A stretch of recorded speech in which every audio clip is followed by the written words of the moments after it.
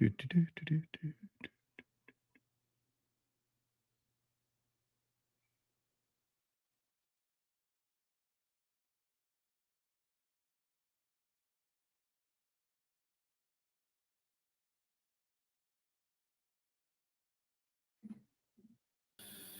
Hey. Look at us. We worked. I was like, hey, what's this? We didn't mess it up. I have us on like it's unlisted now. I can always make it live. Do you have any last minute questions? Okay. No, let's wing it. Yeah, what the hell? What could go wrong? Yeah, I mean, what are we gonna do? Make fools of ourselves? It's like this is live or something. Exactly. Let's see if it's really working. It's got to work, right? Mm-hmm. I see it somewhere. Oh, sorry. Is that loud?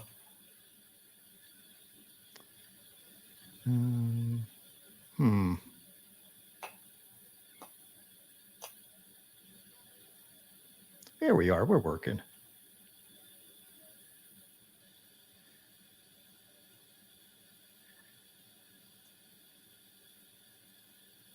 What is up, everybody? I have Michael Fisher here from Codify. We're just going to wing it because this is our first.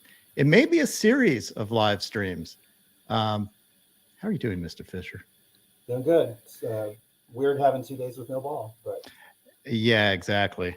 What was your takeaway from the games that have been played so far? I think you're seeing what we see every postseason, where you play this marathon season, which I love, by the way. A lot of people think we play too much baseball, and we both think not enough. But it is a long season, guys getting hurt and twisted and sideways. And then you get these poor 8 teams get to this best of three series, and you just see wacky stuff like you're pulling your starting pitcher in the 4th inning when he's all lathered up and he's doing well, and I know you had a plan, but you know what? It's easy to second guess after the fact, but the guy's lathered up, he's pitching well, and in the playoffs, you never know what you're going to get until the guy gets out there and starts throwing. So that was going to be my one of my questions is, like, I didn't second guess that. I first guessed it when I was watching it going, like, we've all seen Barrios, and when he's on, he's as good as anybody. And he was on, like, he was throwing really well. Right, I figured it's hurt. I mean, you're not going to pull him out for strategy or performance at that point, I wouldn't think. But again, postseason includes the front office and the managers. Everybody, it gets this pressure gets down to looking at, like, I don't want to make a mistake. I want to look at the numbers, and sometimes you dive into the numbers too much. Like, hey, he's 2 for 5 against this guy. Like, who cares? Who cares? Right. I was wondering, like, how much of that changes in the postseason versus the regular season? And you do have the small sample size, so you can believe in analytics like we all do, but also know that analytics isn't the answer to every situation because of sample size and your eyes. Like, you've been a baseball guy your whole life. You're watching this. Why do you go against your instincts on it for maybe a marginal advantage in that situation that on paper you see? Mm-hmm. You still see them looking at small samples, and they even say it's small sample, but then they act on it. He's 3 for 8, small sample, but he's 3 for 8. Like, okay. We don't need to look at 8 head-to-head, or we don't at Codify. We don't look at 8 head-to-head thing. We look for similarity. We look at how a guy swings. We look at his decisions to swing. We look at how the pitcher pitches. Does the guy, does this guy vary all the time? Does he throw 96 all the time? But step back and look at everything that we've seen, and you don't have to look at 8 at bats. Now, I'm not saying that the players aren't thinking that. I mean, it's human nature. If you're on the mound and I'm batting, you're thinking about what's happened with me.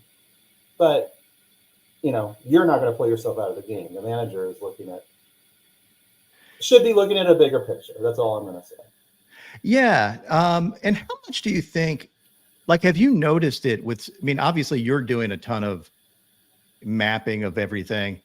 Mm-hmm. Do you notice some guys, like, is there such thing as clutch big situation performance? Is it all small sample size? What do you think? There's a lot of random variation, sadly. I don't like to talk about it too much because it, like, unromanticizes baseball.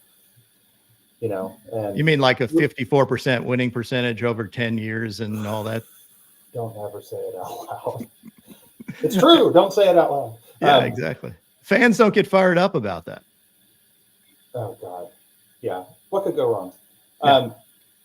I think really my first memory the one that I kept with me through all the ones I've lost in my old age has been Reggie Jackson. He walks 4 pitches. It's the last, clinching game if they win. First pitch home run, first pitch home run, first pitch home run. I saw maybe the most heroic baseball performance. If you want to call it clutch, I mean, everyone did call it clutch. It's when you watch it, it's so easy to say that's clutch. He came up big, but again, that's romantic. And is it really true? And then the thing with clutch was always during the season, like, oh, this guy's clutch. He comes up in big opportunities. Like, well, so what does he do in the ones that don't matter? So he has some switch, and like he has a finite amount of juice. Like maybe that's what Strider does. I don't know. He's like, I don't just get up for the Nationals, I guess. I don't know. I mean, it was a weird season for him. It's just as an example of like, and he says he wants to play in empty stadiums, but then when they play good teams, he does well. So I think, he was obviously just being a smart ass with the empty stadium. Right. I know. Like, that's just sarcasm. Right. But he did not do as well against the weaker teams this year. Yeah, true. Which shows that he maybe concentrates better in bigger games. I don't know, or bigger situations. And I think that was some of the article. Saw Ken Rosenthal share it today, where Strider was working on not losing concentration on every, not going through the motions, but treating every pitch as really important. And I think that's a thing. Like, you want to have full conviction all your pitches, but it's hard to do that in a long season too. Like, it's just not that easy. I see somebody asking, Braden A is asking, what's Codify? So why don't you tell everybody what you are? Codify, man. Codify now, it used to be a banking company that did boring banking analytics until we started working with some major league pitchers and learned how individual every pitcher is and how every batter is and how many fielder and every umpire and every concession worker. They're all different, and it's all coming into play and stuff. That's great. Just like in banking, I can cross your eyes with all these advanced analytics. But the key, if you want to work with a major leaguer, is how do you get a nugget of information that has value into his brain that he will understand, believe in, and then when he gets out on the field, freaking remember. Because I'll tell you what, when you're standing out there, especially in the playoffs, this is a huge hurdle. When you're standing in the playoffs and you got to throw a pitch and you're worried about, I got to throw this pitch here, like you don't have a lot more to think about. But strategically, you got to grab the wheel, and a lot of guys don't. They just let other people decide. Anyway, long answer to the short answer. Codify helps professional baseball players strategize, mostly through analytics, and it's mostly pitching, but some hitting. Mostly pitching. Yeah. I mean, the pitcher is holding the ball. Right. The batter has to react to what the pitcher does, so it's a natural thing. I am working with some batters this postseason, which is intriguing. Again, it's like, dude, I don't know what he's going to do. I'll tell you what. I mean, I wouldn't do it with a client that I have, but if that pitcher isn't my client, I'll tell you, well, this is what I would tell him. This is what he's done. This is how he's approached guys like you, but you're still reacting. So it's an interesting dynamic. Yeah, and the pitcher still got to hit his spot. Like you may tell the pitcher may be trying to attack you a certain way and it not work. So right.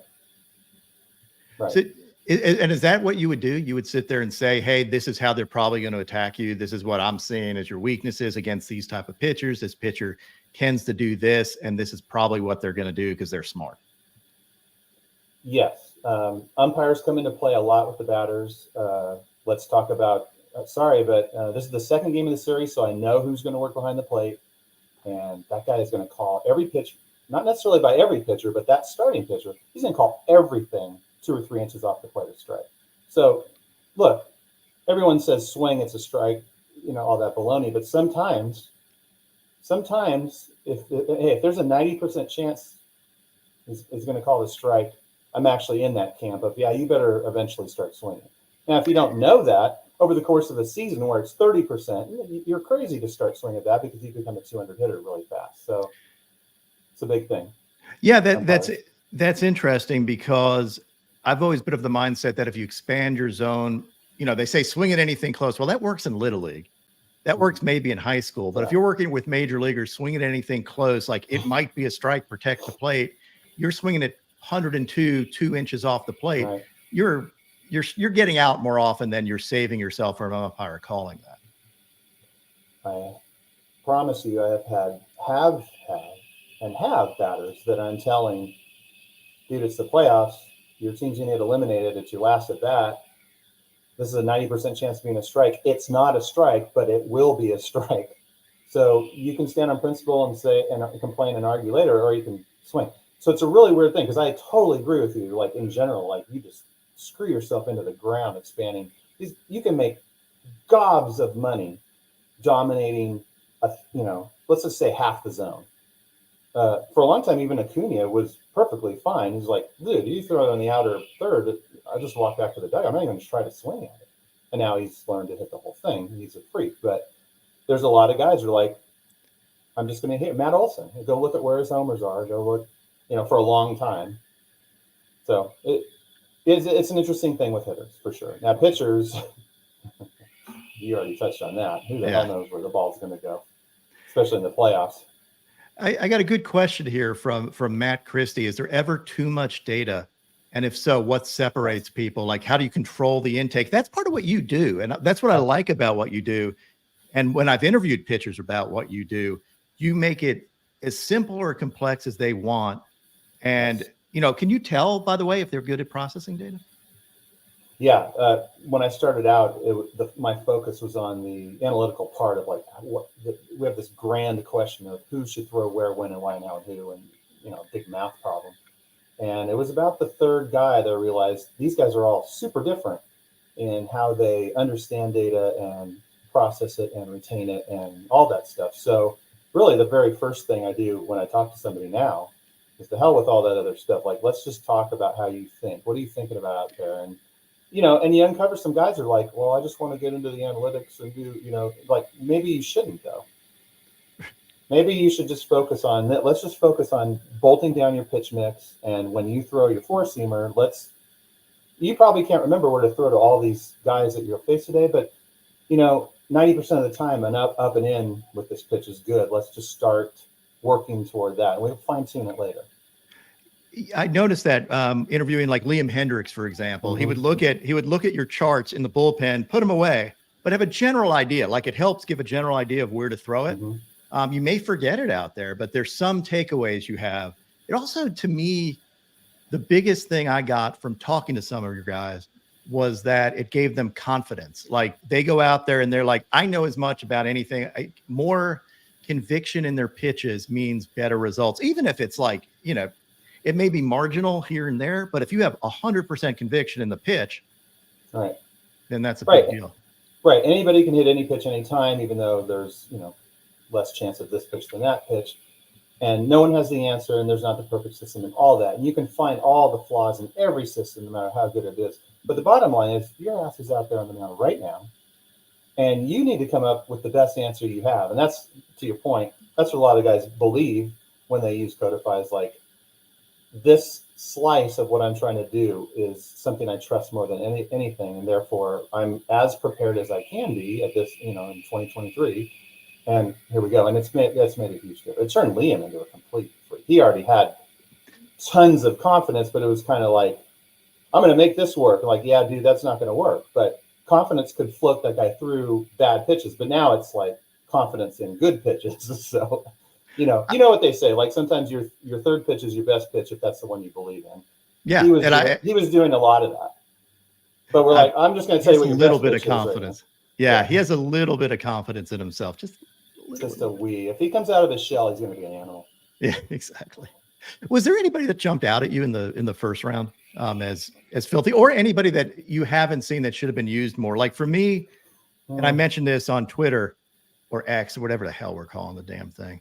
Orion Kerkering is a dude who just has, ungodly, ridiculous stuff. And I expect him he's a potential X factor. As a matter of fact, I think the Phillies overall, looking at them, especially with the question marks in the Braves, I think the Phillies have a pitching advantage going into this.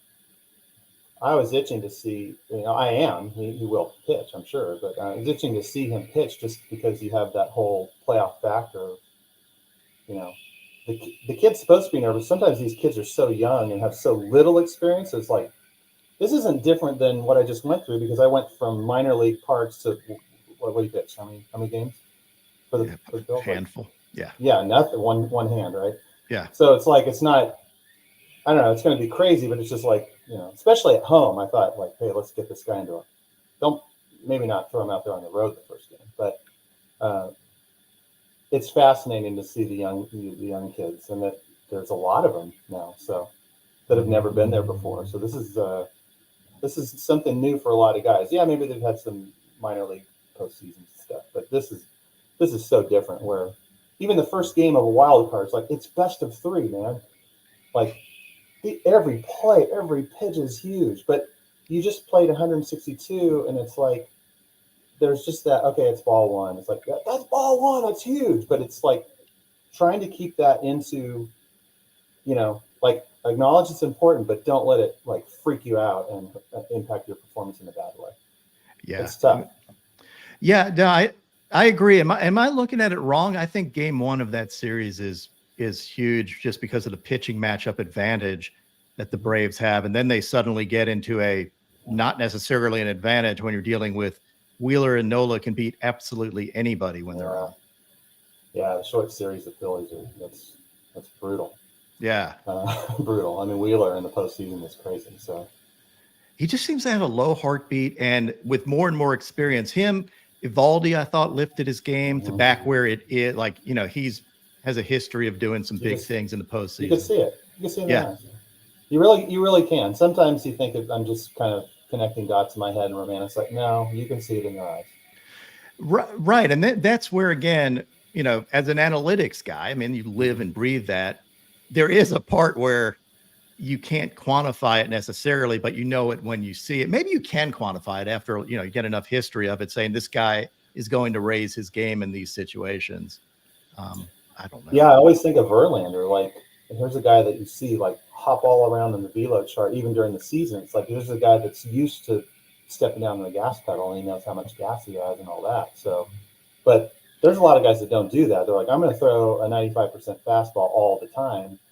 And then you get to the playoffs, and some guys are like, I'm going to keep doing that because that's what I've been doing. Other guys are like, there's so much adrenaline. I mean, you see velo spikes, especially relievers.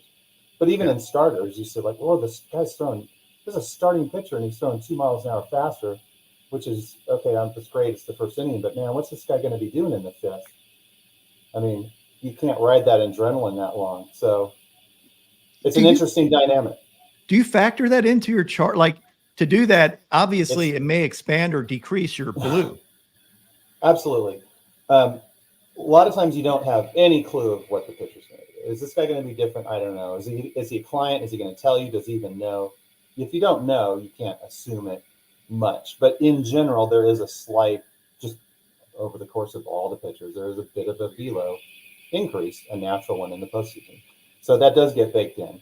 And then the system does look for the guys that are freaky and throw 3 miles an hour faster or whatever. Especially the relievers. There's so many like that. They're like, I was just trying not to get hurt this year. I was throwing 98, but I can throw 101, and I'm going to throw 101 because it's game 5. And, it's important to know that. Yeah, I think that's double your blue. Yeah, right. I think that's a great point. So they'll actually tell you that, like, hey, I've been holding back. There may be a pitch. Is it ever like a pitch they're holding back? Like, hey, I didn't throw it this much. Maybe I'm going to flip this on its head. You mean a pitch they haven't used that they suddenly throw 3 times? Or a pitch that they haven't used that much. Like George Kirby with his knuckleball throwing it in there. Oh, that would be awesome. You don't see it as much as you would hope, just because they got there. They're not, usually if you haven't used it, you don't have the confidence. But who was it? Lidge? What was it? The last pitch of the World Series? It's another memory of, like, he threw a pitch. It was a slight, I don't know. That doesn't sound right. He had a pitch he threw that he hadn't thrown the whole year, and he ended the World Series with it. It's like, well, I mean, the surprise factor is going to be through the roof. So, and these guys, the movement and the velocity is so crazy that it's like, if you completely surprise a hitter, most of them are not going to hit it. So So I would like to see more of what you're describing, but you just don't see it that much. Yeah. What do you think about the Dodgers pitching staff going into the postseason? Sorry. That's Just mean. you look at the Dodgers are crazy. No. I mean, it's actually a testament to the fact they're here. God, the Dodgers are so deep. Like the people the guys they've lost. Now I don't really like if you look just at the regular season stats this year versus past years, it's pretty horrific. Yeah. But for whatever reason, you still sit there and look at the Dodgers and go, yeah, it's the Dodgers. I mean, it's hard for me not to pull for the Diamondbacks. You got the underdog thing. I'm a pitcher guy, but and I do like a lot of their pitchers. But I love Corbin Carroll. Love watching him play. But it's hard to bet against him at this stage. Yeah, I mean, they have some young guys who may actually, obviously everybody knows Bobby Miller, but I thought Pepio pitched well. Spent late in the year looked that changeup looked really good. Yeah. Sheehan looks pretty good too. He had a big game. So they do have talent. It's the thing that makes me a little nervous is a lack of experience, but who knows? Yeah, maybe it doesn't matter. It's weird. It's just like you're in this Dodger culture. So how much of that gets baked in during the season? Like I'm a Dodger. Like there's some pressure to that, and you learn to live in your Dodger shell, and you walk around. Okay, now it's the playoffs. I'm a Dodger. I mean, it's interesting, right? I mean, it's different than I'm a Diamondback and it's the playoffs. You're a Diamondback and you're in the playoffs. It's a different feel, and I think that would rub off on the young guys. So I don't know. I don't worry as much about the young Dodger guys for some reason. It doesn't mean they're going to do great and all that, but I don't worry about them panicking as much for some reason. I'm not sure why, other than that feeling of like you're just like if the Yankees got there, like you're a Yankee, you just played a whole freaking season in New York with all this pressure. Yeah, what haven't you dealt with? Yeah, I don't know. It sounds weird because I know there's more expectations for those teams, so you think there would be more pressure. So I'm not sure, but you don't really see it. Again, we'll watch their eyes because those are big tells. Yeah. And see if they're licking their lips. Is that your tell for poker? No. I have no tells, but there are pitchers that lick their lips, and there shouldn't be any. As soon as you see a lip lick, it's like, oh. Interesting. I like that. Yeah. I thought Ginkel pitched really well for the D-backs and really lifted his game. And I mean, he was electric, I thought. He's an old Codify buddy. Oh, is he really? He's another great example of confidence. And if you look at him going out there, he's got a different look. If you look a couple of years back, okay, here we go. Let's talk yourself into this. And now it's just like, I'm the guy. I'm going to nail down this inning. I'm going to kick their ass, and then I'm going to go back to the dugout. And you can make things happen a lot more often just having that thought. So. We haven't touched on the Orioles. What do you think of Kyle Bradish? No, I love him. Yeah. I got to wonder what his charts look like because he just seems filthy. I need to run those. I'm going to run I'm waiting for all the starters to get published. I don't know if it's out yet. So I can run their maps because I'll have them up during the game just to see. The Orioles have done a pretty good job versus other teams in kind of knowing more often where their blue is, which is good to see. Because there are some teams that are just like, throw it here. And like, dude, it's just not a good spot. And it's weird because you could see a guy's clearly trying to throw to a bad spot, but he's missing enough that he has some success. And so it's like not obviously bad. So it's interesting. But Kyle's great. The Orioles are a fun team to watch, and they're still underrated in so many circles. And it's like, go ahead and sleep on them if you want. But I think actually FanDuel is picking them, has better odds for them over the Rangers for the series. I believe that's right. Yeah, minus 122 versus plus 100 for the Rangers. Yeah, it's good. That's going to be an interesting series because I thought, you would think the Orioles had a big advantage over the Rangers bullpen wise, but the Rangers bullpen has enough pieces maybe to get through the series. And I don't like not having, I mean, if Felix Bautista was there, Orioles all not fair. It just sucks so bad because he's one of my favorite dudes to watch pitch. and not having him just sucks. Right. I mean, it's not. The doctor told me it's not a fetish, but you might think it is one. I have this thing with fastballs that don't drop with gravity more than 10 inches, the single digit drop. And he would just like every time, 100, 101, 102, and single digit. It may not sound like a big deal to the average person. Like between the time this guy lets go of the ball and the time he gets to the plate with gravity, which is tugging the hell out of all of us, this thing is dropping less than 10 inches, where you might see 15 or 16 for a normal, that's not a normal 102, but just I love Strider has a good one a lot of the time too. But Bautista was just off the charts. Like he's the guy, the poster boy of low drop for fastball, and just my God, I mean, unfair. And then you're like, wait, he throws a splitter? Like, what are you doing up there? And then you see his results. I mean, the career area won whatever it is now. It's like it's not a fluke. I mean, it might be a fluke that they scored off him. So yeah, exactly. So the takeaway here is Fisher has a fetish for under 10 inches. Is that what you're saying? That is a quote. I meant that to say the doctor said it was not officially a fetish, but the rest you can keep. Okay, I can use that. I might actually. RotoWare, please do not make a shirt out of this. Thank you. We may or may retirement on October. May or may not be doing that. All right. Oh God, I can see it in your eyes. Don't do it. I'm just saying. I may be. Who else jumps out at you as somebody that may? I mean, I love the Astros bullpen. I was thinking, like, with the experience of that team, that's rough to overcome. Although I don't want to bash. I gotta say that the Astros, they throw Maldonado out there, and the guy's got horrific framing numbers. He's not a good hitter by any. I mean, no one. I've noticed that. Yeah. God, I mean, if they could DH for the catcher, they might. He's really not good. I'm sorry, I'm not trying to bash, but it's intriguing because for a long time, a lot of the Astros, like, he's the guy. Just put him out there. He calls the game, does all the stuff. So it's interesting to see him. They just keep wheeling him out there, and he doesn't. He has not been a good framer this year, and that's going to cost him a lot. Well, he just joined the chat, and he's kind of pissed. I see that. Use this as inspiration. Just show you you're wrong.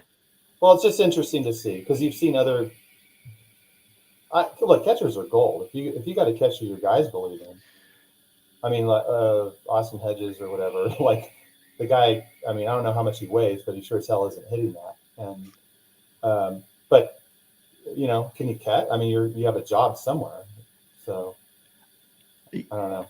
Yeah, I've decided that that Adley is my favorite to watch work with pitchers. Like, I think he has a great mentality to know what the pitcher needs. Help pump them up when they need it, help them bear down when they need it. He's just got he's almost like a psychologist out there. And I really appreciate watching him work. I think he helps that whole staff get better. Right. I mean, it does take a special guy to do that, the inning just ended, you run over and hug the guy and good job and this and that. And like a lot of guys wouldn't even do that. And then is that going to be accepted by the pitcher? Like, dude, get off me, but he pulls it off great. I mean, that whole aspect of his game is just elite. I love watching him play. And I think it's underrated. Again, we're going back to things that aren't necessarily tangible. That is, it's one of my, again, being an analytics guy, but also understanding that, in real life, you work with people you don't like, or you work with people you like, and you work better with people you like than if you don't. You want to go home, you're like, this job sucks.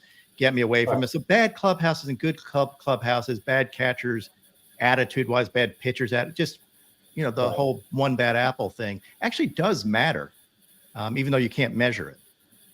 Yeah, I'll freely say I hate it when I watch and a catcher, like a guy misses a spot or something, and the catcher's shaking his head and slamming his glove around, and he's all pissed off at the pitcher. Like, how on earth do you think that that's a good thing? Well, I see a comment here. Bradish just wore a Pitching Ninja shirt at his press conference, which means automatically a dominant. Like I am taking Bradish, whatever his K number is. I'm going over. I mean, you cannot have a bad game and be wearing a Pitching Ninja shirt. Impossible. He definitely should wear it under the uni. Of course, duh. I mean, I hope he is. I mean, after you've seen Jojo Romero do that Superman thing and dugout and slam the Red Bull down and everything, like, oh, come on, why isn't everybody doing that?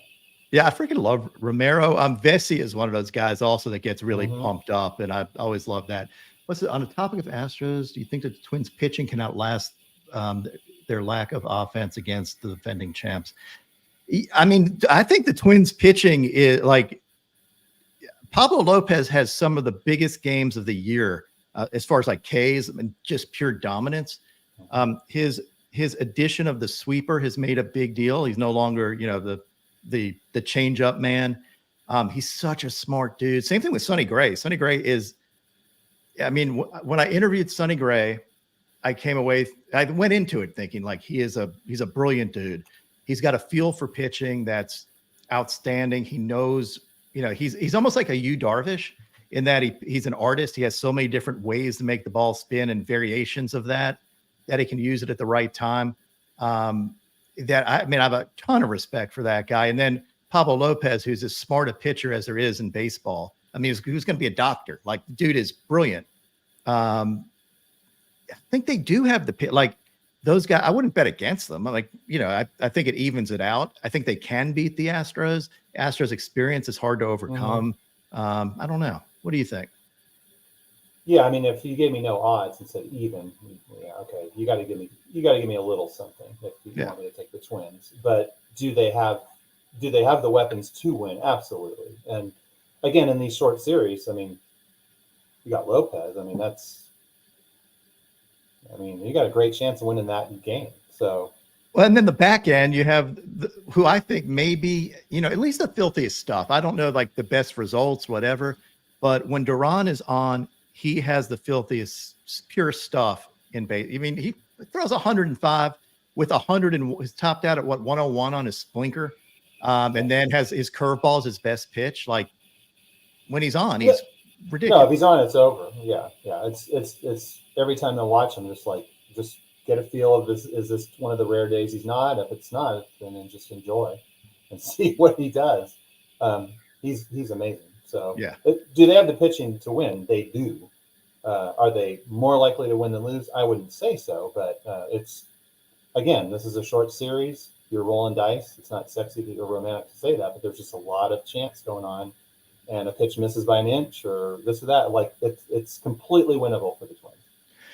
Yeah, and I do think again the small set it makes it also tough to pick. Like if you're betting these games, betting K props, you don't know when a guy's going to get pulled. Like I would have pulled my whatever hair I have out on the Brios one, but there's other ones too where I'm sitting there going, you had Peralta just smooth sailing, and all of it. I'm like, I had him for 6 Ks, and I think he had 5 in the first 3 innings, and then just imploded. Yeah, I mean, it's the whole thing is fascinating, and just like you see a guy even like Gosman give up a homer, like, oh, Gosman gave up a homer, like that guy would have hit a home run off anybody. And I know it wasn't a great pitch and all that stuff, but it's one pitch, it's one swing. The guy, I mean, one little muscle contract or whatever. It's like there's so much going on, and sorry to say so much is chance because the better players do better over long periods of time, but this is not a long period of time. So you will see these obscure postseason stars that you'll think this guy's going to be amazing. Like, yeah, he's not, but he might be good. He's not going to be that. So. Yeah, we got another question on the Brios debacle. So it says, I know what my take was. Your take was, what would you have done in that situation? Like firsthand, like I know we can second guess. Obviously, whatever they did wasn't great, but I would have also scored some runs. I already said, I don't know if we were on when I said it. My belief, and again, I'm not a pitching coach, all that stuff, but I do spend a little bit of my time watching pitchers, and they're just like these. I don't know if horses are like this, but I say that, but like you start your car, and it starts most of the time, but sometimes it doesn't, and fundamentally, like, okay, is he humming? He's humming. We started up. He's out there. He's done it. Whatever butterflies he might have had, I'm not saying he had any, are gone. It's all gone. He's cruising. No, I would not. I wouldn't sit there and look at some sheet and go, well, the next three guys are match up against him. Like, probably not. Probably not. That's exactly what my instincts are as well.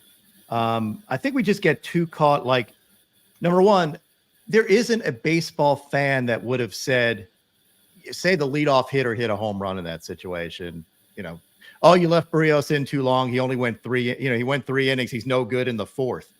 We saw that coming. No one saw it coming. He did walk a dude, but it wasn't like anybody that's watched enough baseball, anybody that watched him pitch wouldn't have come away saying, oh, here it comes. He's going to implode right now. You would have said he's probably going to get out of this inning with this stuff. Yeah, you do bring up an interesting point that I don't know that I would be good at if I was coaching, is that the thought of, if I do this and it doesn't work out, what will the fan base say? And how often should that be a consideration? I'm not going to answer that. I'm just going to say, look what happened to this one. Extremely controversial move. You could say it worked or didn't work, whatever. But to the average fan, they're hearing this and go, what the hell? And there's outrage. So should that matter? I mean, I could probably wind up and say it shouldn't, but then I don't know, maybe it should if you're talking about something that's going to outrage a million fans. So, I mean, at the end, it's about entertainment too. Also, right. I think if you gave everybody, so you give everybody a buzzer or everybody an iPad in their seat saying, vote if you think that Barrios should be pulled here, it would have been 99.9, maybe rounding up to maybe 100% say no. Well, no, it would have been, it would have been a lot lower because you're letting the other fans vote and they're like, yeah. Oh yeah. All right. Well, I only, yeah. Yeah. Get his ass out of there. You give the opposing dugout an iPad saying, should you remove him? It would be 100% yes. Please right. remove him. So that this is telling me something. Like at that point, you could say, I think A-Rod, and who I don't necessarily listen to his commentary for accuracy, but he did say there are times where in the dugout you would be applauding when they took somebody out in those situations, going, "Oh, this is awesome! Now we can hit this dude." I think that was a situation where that might have happened, where people are like, "Yes, we're golden." Even though Kikuchi's a good pitcher, and I don't want to at all dick on him because one of my favorite guys to watch. I love his energy. Thought he put it together well this year, but you're putting him in a little bit of a tougher situation than he was used to for most of the year. Right. So, what do you do? That is exactly right. It's a huge thing. It's good to talk about for a second is that dynamic of this isn't the regular season. We have short series and my number 5 starter is pretty good. My number 4 starter is pretty good. He's not going to start. I've decided to go 1, 2, 3, 1, depending on the series length.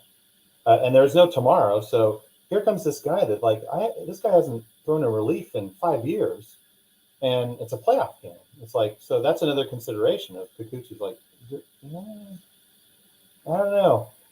Anybody can say they would have done this and that, whatever. I'm just going to tell you, and you can take this with that bag of salt too, but I'm saying at the time of like, he must be hurt. He must be hurt. I don't know why.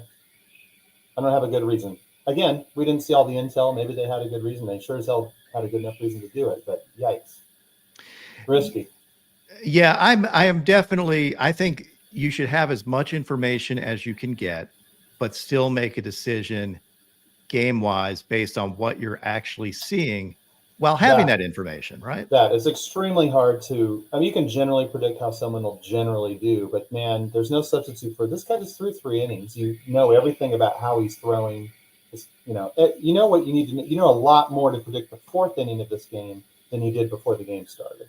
And there wasn't a lot that we were seeing that was saying it wasn't going to be okay. And keep playing, so that's a really good point. And I wonder if, and again, I'm sure you can do it, but there are starts where he's had where you can tell right away he doesn't have it, right? Like he's struggling. Absolutely. When you're taking an overall picture of, what does he do in this situation? You're still incorporating those stats where he didn't have it into the overall number.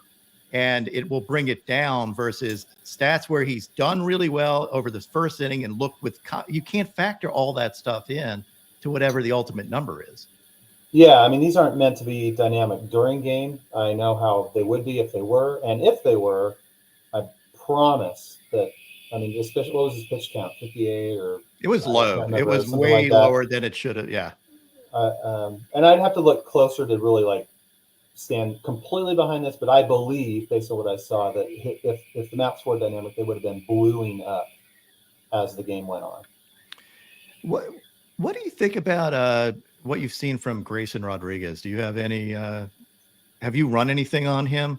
Because he's another guy who I really like his stuff.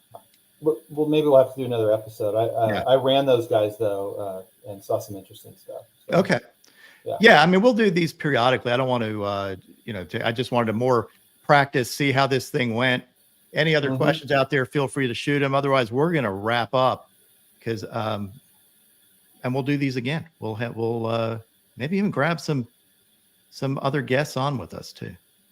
Yeah, we know a few people. Yep. All right, man. Well, thanks for hopping on. And thanks for inviting me. Oh, he got Blake Snelled. Somebody says, yeah, I totally agree.